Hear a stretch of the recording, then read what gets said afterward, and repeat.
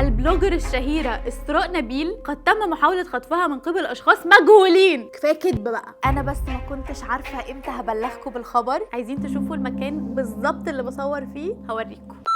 عاملين ايه؟ كيفكم؟ شو اخباركم؟ لو مفكرين ان انتوا هتخلصوا من المقدمة بتاعتي في القناة دي تبقوا غلطانين. انا مش هستغنى عن المقدمة بتاعتي. ده هيكون اول فيديو في قناتنا الجديدة، القناة اللي انا قعدت سنين وشهور وايام، لا المفروض ايام وبعد كده شهور وبعد كده سنين، ثانية، اللي انا قعدت ايام وشهور وسنين افكر هسميها ايه، وفي الاخر بعد تفكير كتير وسؤال ناس كتير قررت اسميها قناة إسراء نبيل. سميتها إسراء نبيل عادي. إسراء نبيل لأن في القناة دي هتشوفوا كل حاجة بتعبر عني. هكلمكم عن أي حاجة في حياتي، عن جوزي هاي في فيديوهات كتير قوي كان نفسي اعملها لكم، حاجات نفسي اكلمكم فيها، افكار مختلفه نفسي اعملها، بس كلها ما كانتش مناسبه انها تنزل على قناه تجارب اسراء. عشان كده قررت اعمل لكم قناه جديده. القناه دي بقى هنعمل فيها كل حاجه، هنعمل تحديات، هنعمل مقالب. بصوا انا في كميه مقالب في دماغي هموت واعملها خطيرة، وكمان هقول لكم فيها كل الاسرار اللي انتوا عايزين تعرفوها. وهو ده الفيديو اللي احنا هنبدأ بيه النهاردة، فيديو هفضح فيه كل الشائعات اللي اتقالت عني في الفترة الأخيرة، عشان الناس اللي عمالة تعمل فيديوز على تيك توك وعمالة تقول فيها اخبار. يا جماعة مش هقدر اقول لكم هي حقيقية ولا لا، لما تدخلوا في الفيديو هتعرفوا ايه منها الحقيقي وايه لا، بس عشان محدش يضحك عليكم بفيديوز يا جماعة بتجيب ملايين المشاهدات بتيجي على اخبار ساعات بتكون مش حقيقية. يا جماعة انا مكسوفة بجد نتكلم في الشائعات اللي طالعة، شائعات غريبة. انا لما بتفرج بتصدم انهم قالوا عني الكلام ده. وبعد ما اخلص رد على كل الشائعات واخد حقي بقى، هبتدي ارد على كل اسئلتكم اللي انتوا سالتوهاني في الكوميونتي على اليوتيوب. ونبتدي باول شائع. اكتر خبر سمعته عن نفسي في حياتي هو ان انا حامل. يا جماعه انا كنت عايزه اكلمكم في الموضوع ده بقالي كتير، انا بس ما كنتش عارفه امتى هبلغكم بالخبر، ما كنتش عارفه لسه هقوله لكم ازاي او كده. وبعد كده لقيتكم بتتكلموا عن الموضوع، منزلين فيديوز على تيك توك قد كده بتتكلم على ان انا حامل. حتى في فيديو على تيك توك انتشر قوي كان جايب حته من فيديو ليا من على قناه تجارب اسراء، كان جايبني وانا عماله امسك بطني كذا مره في الفيديو من كتر الضحك، كنت بضحك كده وبمسك بطني، فقعدوا يتكلموا على قد ايه انا ماسكه بطني عشان انا حامل. فانا قررت النهارده اطلع واقول لكم خلاص بقى، كفايه تخبيه، كفايه غموض، كفايه كدب بقى يا جماعه. انا مش حامل، انا كنت بضحك. انا في الفيديو ده اللي كنت عامله كنت بضحك. انا لما بضحك ساعات امسك بطني، ساعات امسك بوقي كده بضحك اوفر، فكنت من كتر الضحك ماسكه بطني. مش حامل، اي حد يمسك بطنه يبقى حامل بعد كده. نور انت كده حامل بقى. جماعه انا معظم الفيديوهات بتاعتي اللي انا بنزلها على تيك توك عادي بيبقى فيه تحت سيرش كده، بيبقى فيه بحث عن حاجه، بيبقى اسراء نبيل تعترف انها حامل، اسراء نبيل حامل، اسراء نبيل وهي بتقول للناس ان هي ايه الخبر ده جه مين اللي طلعه؟ مين اللي طلع صحي الصبح قال اسراء حامل؟ مين ده بجد؟ لا وكمان لما نزلت لكم بوست على الكوميونتي عشان تسالوني اسئله، عارفين انتوا كتبتوا لي ايه؟ هوريكم كتبتوا لي ايه، اتفضلوا. ده اللي انتوا كتبتوهولي. في جزء منكم كان بيسالني وفي جزء منكم عارفين كان بيقول اسراء انتي حامل من غير علامه استفهام، لا هو نقطه معلومه.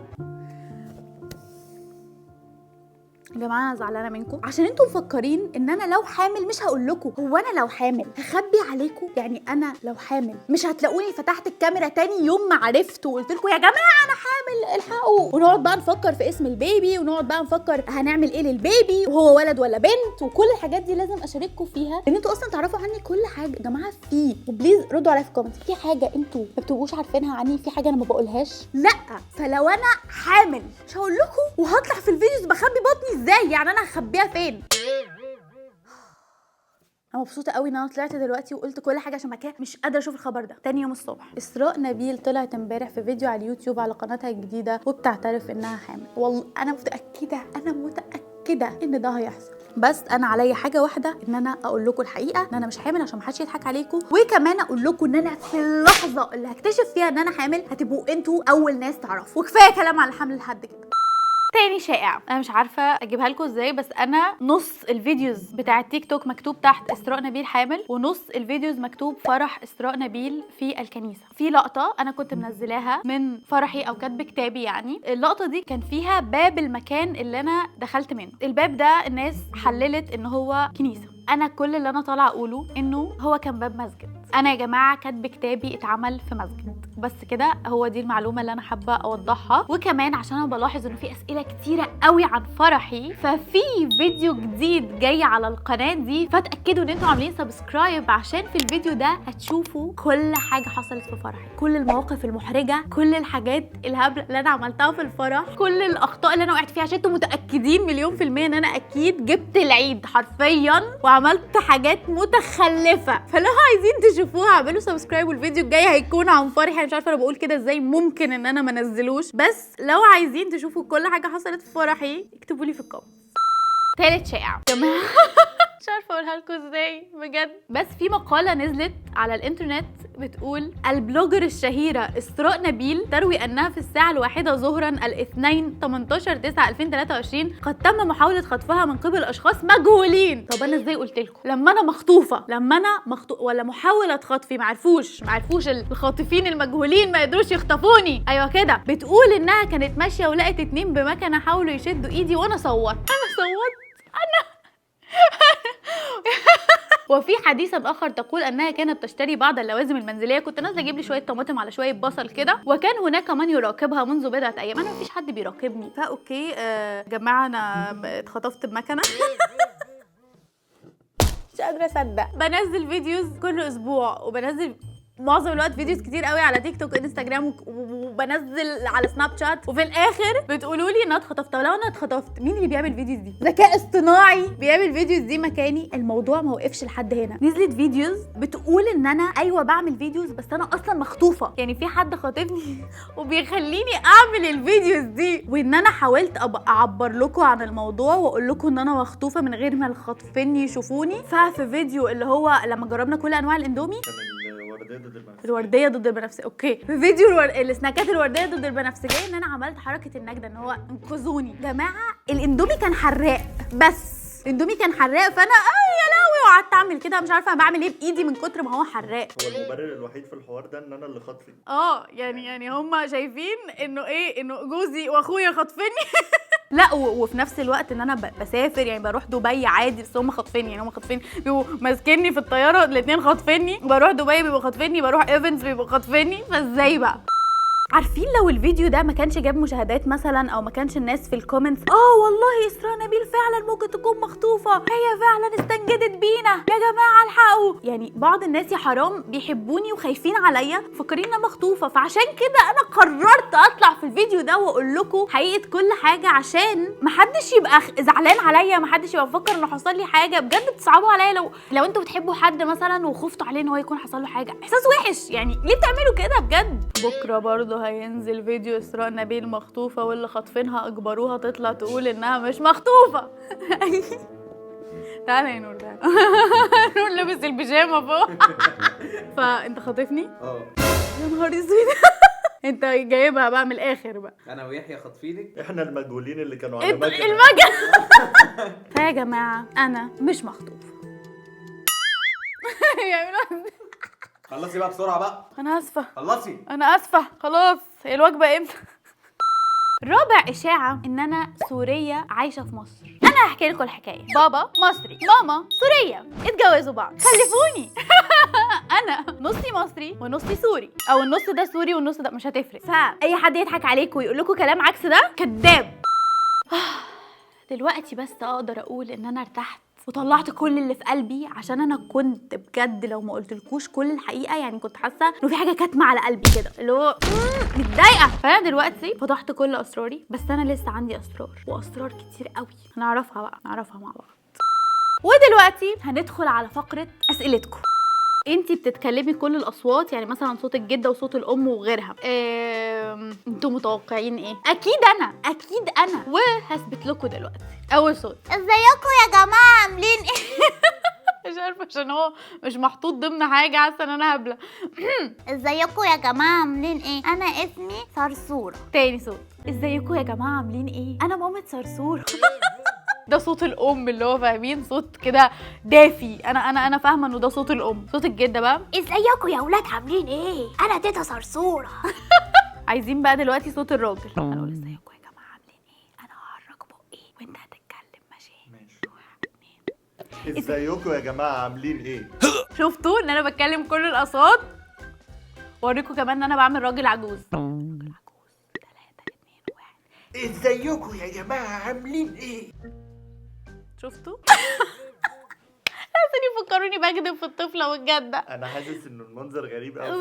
يا جماعه لا، انا بعمل الطفله والام والجده بس لا، كده. وبتعملي اللي هي الصحبه الشريره. الصحبه الشريره اللي هي بتاعت انا بكرهك قوي يا اسراء. لو بحس ان الاشرار بيتكلموا كده مع انه عادي بتتكلم عادي. السؤال ده كمان جه كتير قوي، ايه هو المكان اللي انتي بتصوري فيه القصص؟ عايزين تشوفوا المكان بالظبط اللي بصور فيه؟ هوريكم، يلا بينا. جماعه هي دي اوضتي وهي ده المكان اللي انا بصور فيه القصص، بس مش هنا، بصوره هنا. بصوا هي اوضه عادي جدا ودي حيطه عاديه خالص، بس انا بصور هنا. حتى بصوا من كتر ما انا بصور الحيطه اسودت. بصوا هنا كل ده بسبب ان انا بفضل اقف وبفضل يعني بخبط فيها كذا مره، فهي اتبهدلت خالص. بس هو ده المكان اللي انا بصور فيه.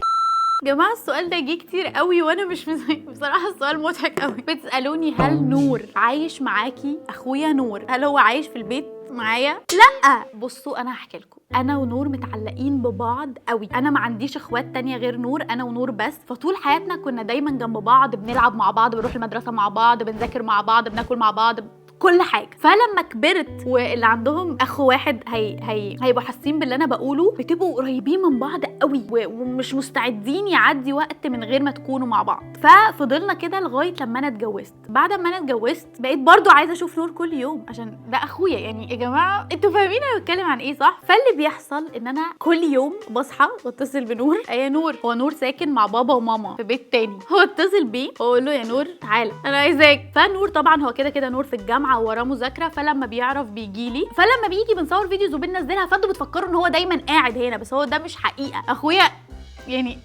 قاعد مع بابا وماما. نور انت لازم انت ترد، انت قاعد معانا صح؟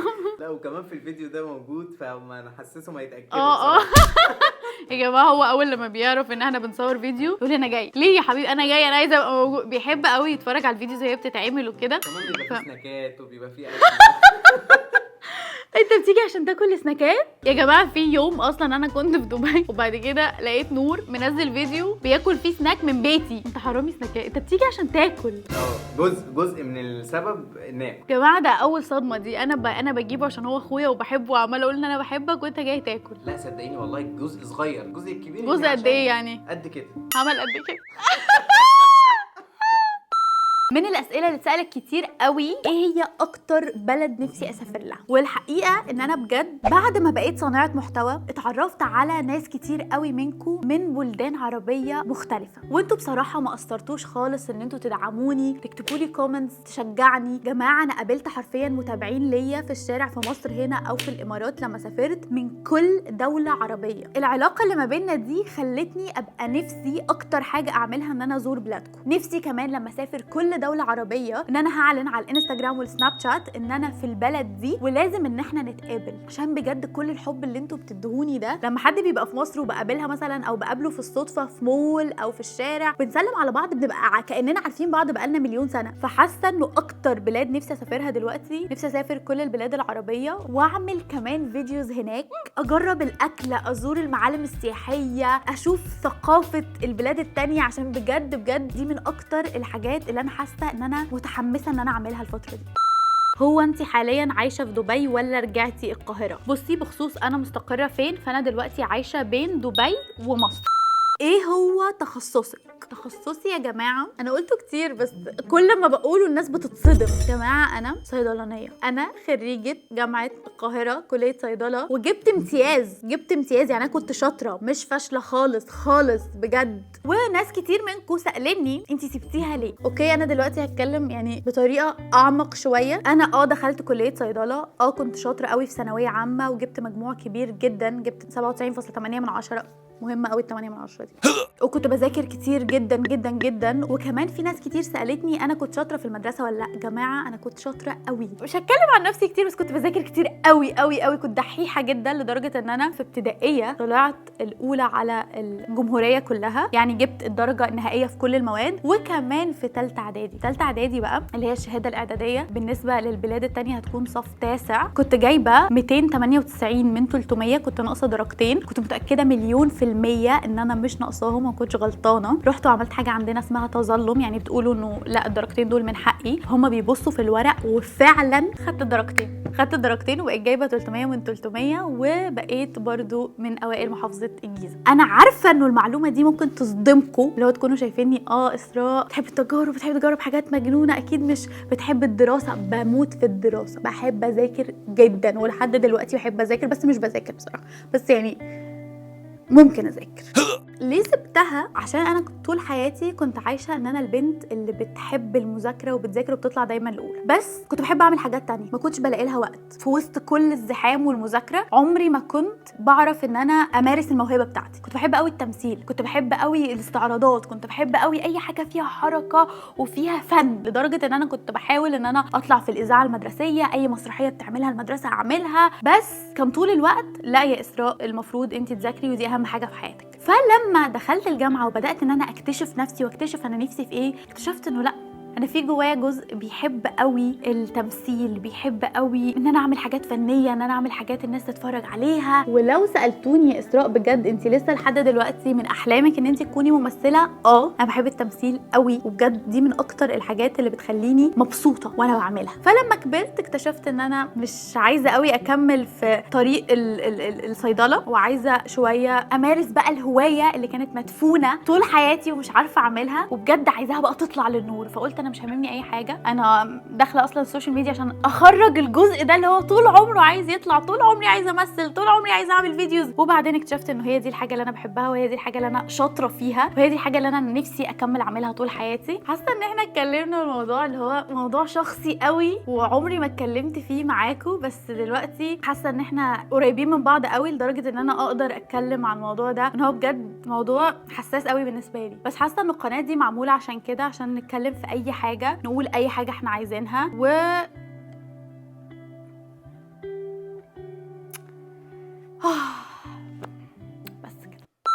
إذا عندك مصباح علاء الدين إيه بتتمني؟ ملاحظة بس 3 أمنيات، بس 3 بتخليهم 600 بجد، هبقى متشكرة جدا ليكي. أول حاجة بجد نفسي أعملها والحاجة اللي بفكر فيها بقالي كتير قوي، هو إن أنا زي ما أنا في مصر وبقابل كتير قوي من المتابعين بتوعي في مصر وبنسلم على بعض ونتصور مع بعض، عايزة أعمل ده في دولكم العربية التانية. نفسي أجي وبرضه نتصور وبرضه نتكلم وبرضه أتعرف عليكم أكتر. بجد الأمنية دي نفسي أعملها، اللي هو أصحى الصبح ألاقي نفسي رحت كل الدول بجد.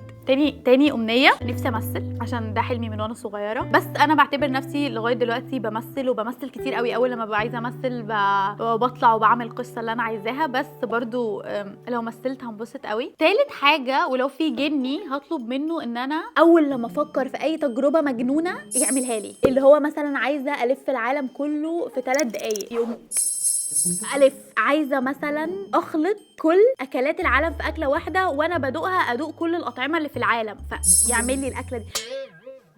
يا بجد لو في العفريت ده ادور عليه فين ده. ايه اكتر قصه خدت منك جهد واكتر قصه عجبتك وحسيتي نفسك وانت بتعمليها بشعور حلو قوي السؤال ده بجد.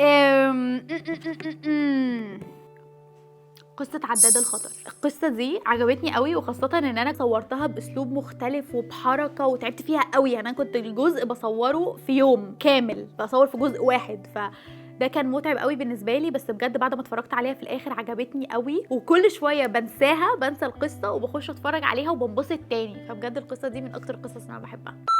وبس كده، دي كانت تجربه، لا مش تجربه النهارده، ده كان فيديو النهارده وبجد نفسي قوي ان انتوا تكونوا اتبسطتوا، وبجد متحمسه قوي انه القناه دي ان احنا نكبرها مع بعض ونعمل فيها حاجات مجنونه ومقالب وتحديات ونتكلم فيها عن كل حاجه، ونسافر مع بعض ونلف العالم مع بعض واجرب كل الاكلات في بلادكم ونزور فيها كل حته. وبجد القناه دي هتبقى خطيره. فبجد لو انا عايزه اطلب منكم حاجه واحده فهتكون ان انتوا تعملوا سبسكرايب. عايزين نوصل القناه دي لاكبر عدد بسرعه قوي. وبس كده، اكتبوا لي عايزين تشوفوا ايه في القناه دي يا جماعه. الافكار في القناه دي غير محدوده، مش لازم تكون تجارب، اي حاجه نفسكم تعرفوها، اي حاجه نفسكم ان انا اعملها، اي حاجه نفسكم تشوفوها، بس اكتبوا لي في الكومنت. واكتر الكومنتس اللي انتوا كاتبينها اكيد انا هعملها. وبس كده، باي.